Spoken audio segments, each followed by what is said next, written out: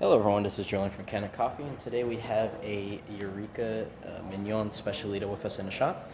And this is a espresso grinder. It has two flapper burrs in there, so you can do an infinite adjustment using a dial here. And it came in for a few reasons, but what we did to the machine is we mainly just cleaned it out completely. There was a lot of clogging happening, so you would turn it on, hit the button, you would hear the motor hum, but there wouldn't be anything spinning. That's usually just from buildup of coffee grounds because coffee beans naturally have oils in them when you roast them at that heat.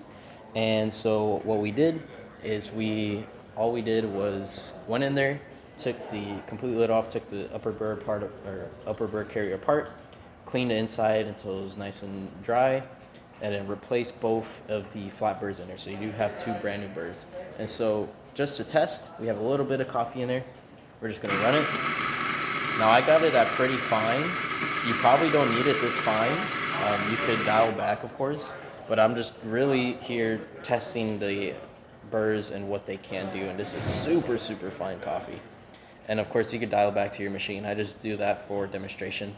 But yeah, as you can see, we have nice, super powdery coffee.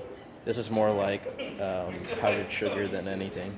Usually you want, for whatever machine you're dealing with, your different machines need different types of grinds, and so you can at least get really, really fine coffee just in case you need it. But besides that, that's about it that we did to this machine. If you like this video or any of the other repairs on our channel, leave a like, subscribe, and hit the bell. Thanks for watching.